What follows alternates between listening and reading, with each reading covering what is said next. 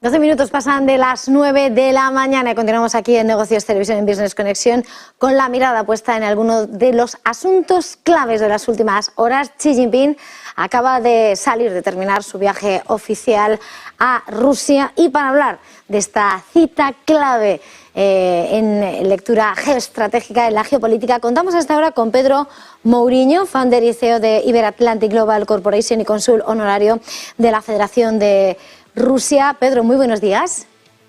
Muy buenos días. Pedro, acabamos de asistir a esa cita con la diplomacia, ese acercamiento, como Xi Jinping ha viajado a Rusia, se ha reunido con Vladimir Putin, además, en un momento clave en el que el presidente ruso, además, ha sido acusado, esa causa penal abierta por el Tribunal Penal Internacional. Y en ese contexto, ¿cuál es la dimensión de esta visita en el que ambos mandatarios aseguran, ¿no?, que está dibujándose ese orden mundial multipolar? Quería preguntarle cómo ve esta visita y qué destacaría. Pues muy bien, en primer lugar la veo como la simbología de lo que ya es una alianza estratégica. El presidente Xi Jinping, reelegido por su tercer mandato al frente como máximo mandatario de China, ha escogido al que considera su alianza estratégica y la potencia con la cual tiene una cercanía más estrecha, política, económica, en todos los ámbitos. Esta relación ya viene desde muy atrás, porque hay que recordar que el primer viaje precisamente de Xi Jinping, cuando fue electo por primera vez, también fue Rusia. Es decir, lleva 10 años que están priorizando esta relación estratégica entre Rusia y China. Por lo tanto, la simbología del viaje. Como muy bien has dicho tú antes, también en el marco de esta acusación de la Corte Penal Internacional, como elemento de presión para intentar disuadir este acercamiento por parte de China, ha sido completamente inútil. Ha superado las presiones que, como ha manifestado el secretario de Estado Blinken, se intentó hacer contra China o a China para que no acudiese a este viaje, y aún así también lo ha obviado. Por lo tanto, la relación estratégica, lo que simboliza este viaje, es esa relación estratégica. Y vamos a poner números, ¿no? Esa relación estratégica ahora, en términos económicos, es cada vez mayor. Ya nos estamos encontrando que Rusia se ha convertido en el máximo proveedor de petróleo a China, casi 2 millones de barriles diarios.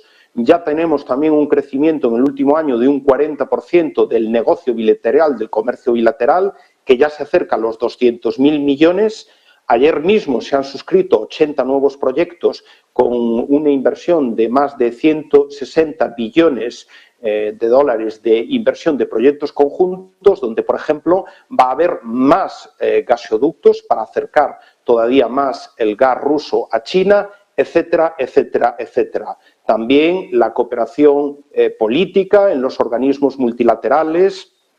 Por ejemplo, se ha acordado ayer tener una estrategia coordinada en el G20 para darle acceso a la Unión Africana, a este club del G20, etcétera, etcétera, etcétera. Es decir, eso es lo que simboliza básicamente este primer viaje, la alianza estratégica y profunda entre China y Rusia.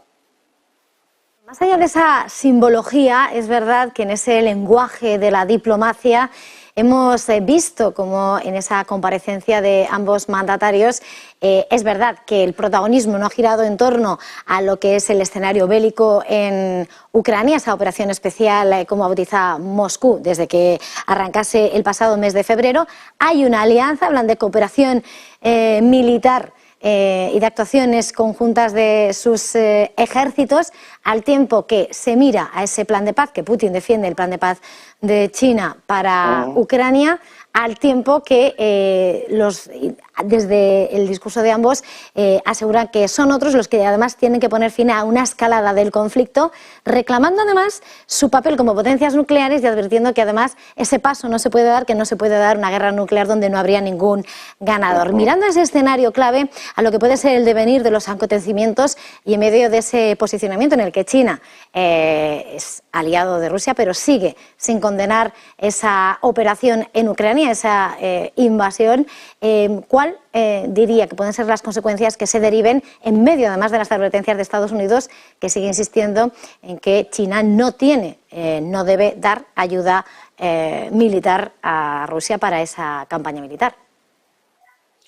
Bueno, básicamente también conviene subrayar que el papel de China como nueva superpotencia, teníamos a Estados Unidos, ahora tenemos a China, tenemos dos grandes superpotencias, es que frente al rol de Estados Unidos como una potencia beligerante, agresiva, que ha intervenido prácticamente en todas las guerras del siglo XX y las de comienzo del siglo XXI a la escala global.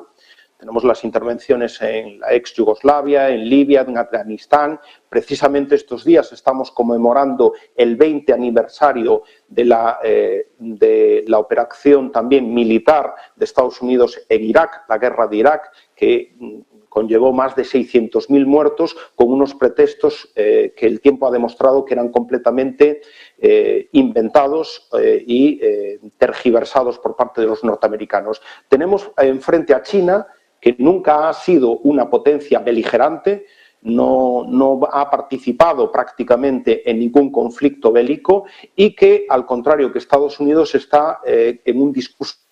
Por eso, a pesar de la alianza estratégica con Rusia, sí que ha planteado desde el primer momento, y recientemente lo ha plasmado en un documento de 12 puntos, un plan de paz, que incluso hay aspectos que contradicen la posición rusa, como la de la integridad territorial de Ucrania. Por lo tanto, es un plan bastante balanceado, bastante ponderado, y el éxito diplomático que ha tenido recientemente en el Oriente Medio, donde ha conseguido por primera vez tener un diálogo o establecer un diálogo entre los dos grandes rivales en el Middle East, entre Arabia Saudí e Irán, demuestra que China es una potencia, una superpotencia con un discurso de paz, o que trae una intención de establecer la paz, la concordia en el mundo, frente a Estados Unidos, que en cambio sus discursos son tremendamente beligerantes y agresivos en una escala global. Esa es un poco, desde mi perspectiva, las diferencias entre la perspectiva china y la norteamericana.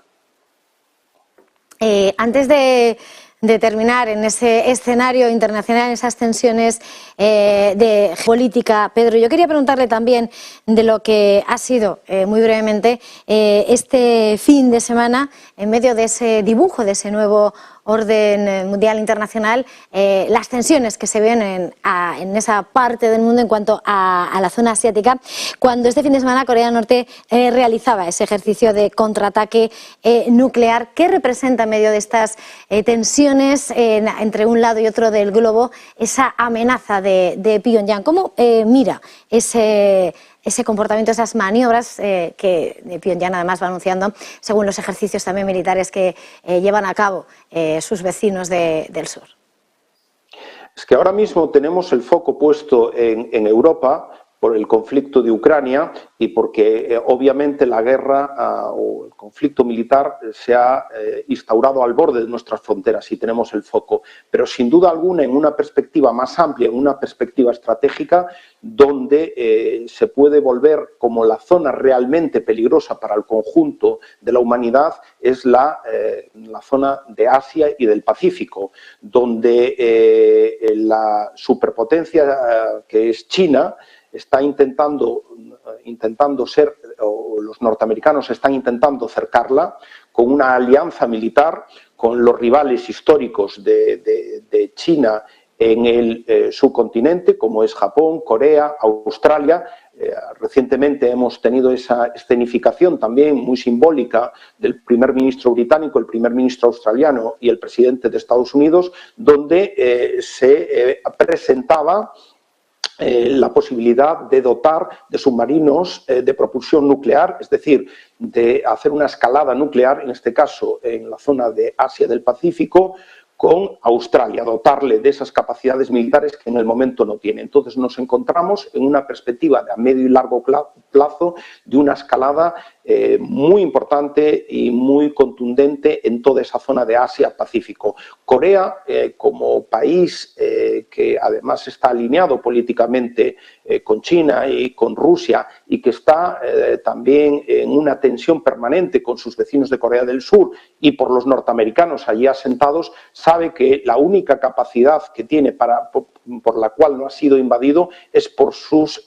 potencialidades en materia nuclear. Y como permanentemente tiene que recordarnos que ellos ya están ahí, que ya tienen sus capacidades nucleares y que si en este caso son agredidos o intentan ser invadidos o desestabilizados, ellos van a responder. Pero en general, fuera de ese foco específico de Corea del Norte, yo creo que Asia en los próximos años se va a convertir en una zona realmente muy peligrosa de potencial conflicto de escala mundial. Pues muchísimas gracias, como siempre, por este tiempo de análisis. Pedro Moriño, founder y CEO de Iberoatlantic Global Corporation y cónsul honorario de la Federación de Rusia. Ha sido un verdadero placer. Feliz jornada. Hasta la próxima. Feliz negocio. Muchas gracias y feliz negocio. Y en este punto